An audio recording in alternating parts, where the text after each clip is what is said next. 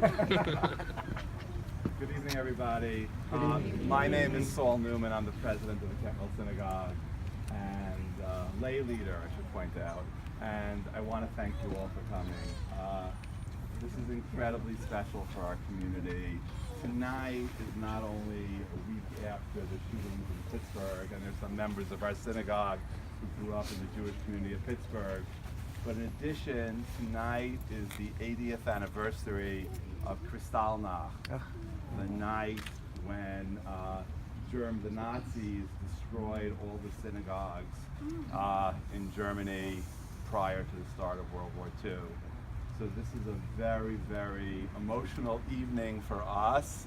We remember the destruction of those synagogues, and we're so grateful that we as a community have come together here at our synagogue, and we thank you so much, to remember the lives lost and to band together to make sure that what happened in the past, both last week and 80 years ago in Nazi Germany, will never happen again. And from our community, I have to say, from the bottom of our hearts, we are so grateful that you've come to our synagogue tonight, and we send you our deepest love, sincerity, and gratitude.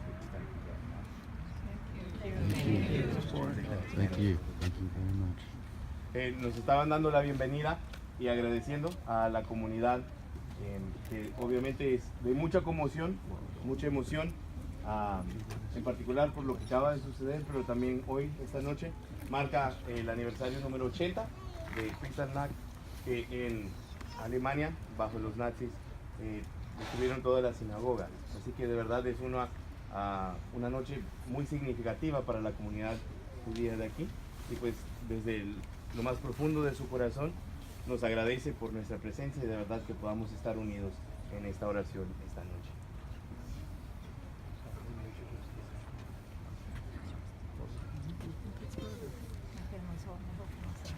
I'd like to introduce a member of our synagogue, Laura Goldman, who grew up in Pittsburgh and his family is from Pittsburgh, who will tell us a little bit about her experiences growing up in Pittsburgh and the Jewish community of Pittsburgh. Thank you all so much for being here. This is particularly emotional for me because I grew up in Pittsburgh. My immediate family still lives in Pittsburgh. They were all at synagogue last week down the road from where this happened, and coincidentally all at the same synagogue celebrating a bar mitzvah, where normally they might have been, some at different places. And growing up in Pittsburgh, one of the things that marks Pittsburgh, and you may have noticed it from all of the headlines and the news that you've read this week, is that Pittsburgh is a place that puts the unity in the word community. They really are very bound together for such a diverse space. And the Jews and the non-Jews, the Catholics, the Protestants, the Muslims, it doesn't matter what, or the non-affiliated. Everybody gets along and feels a tremendous love and respect for one another, which I think you saw immediately after this happened. And the shock that the whole city feels at what happened there is beyond belief, because it considers itself to be something of a Midwest town, even as it is technically an East Coast city. In any event, this is going to feel very poignant to them as well, as the news of this gets back to the Jewish community in Pittsburgh, which I will definitely make sure that it does. I never knew that I would be able to find another space to feel that same kind of unity that I grew up with in Pittsburgh. And tonight you have brought me personally great solace and comfort in knowing not only that you're with me and all of us in this terrible time of tragedy, but also that I found a space for myself, my family, and my children to be able to see what true unity really is. So thank you so much for doing that.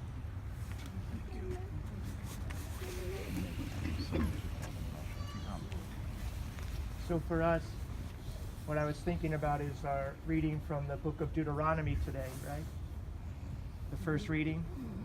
You shall love the Lord your God with all your heart, mind, soul, and strength, right? And I was thinking when we reached out to the community, how receptive they were for us to show them our support for them and our love. And so tonight, I think what we've done is we've silenced all of the pain, at least temporarily, right?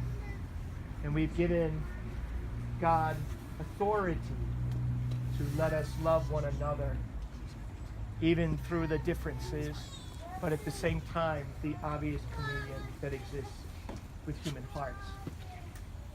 So maybe we understand a little bit more profoundly what it means to love the Lord your God with all your heart, mind, soul, and strength, and to love others, right? And to love others. And I'm grateful to the community here because it was as simple as one email, and then Rabbi Brahm responded so beautifully and was so receptive.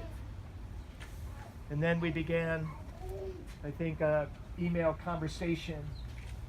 Before you know it, he said, "My community welcomes you with great open arms." That was a quote from an email. Good. So we are so grateful. I believe the rabbi is here. Hi. Welcome. God bless you. Really appreciate it. This is Father Mario. Thank you for receiving that. Thanks for receiving that. Well, thank you. I don't want to interrupt these beautiful words. And I just want to say thank you all for coming. These are times of great questions and great turbulence, and everyone's looking for something to do. And the most basic thing to do, and perhaps the most powerful thing to do, is to come together and to be together. And that's something that happened this week, and we have to thank you for that. So thank you all for being here. It's Truly so great. incredible. What we would like is, especially tonight, reach out to somebody that you don't know or don't recognize and introduce yourself, okay? Many of us live among the same neighborhoods and know each other in various ways. But we are so grateful. Thank you so much. The next gathering is on this community. We moved up the tab on this one. You're up next, buddy. I'll make it a deal. Next time it'll be for a celebration. Anyway, Thank you so much. thank you so much. Thank you all for coming. Please, we know we have a lot of little kids and some of you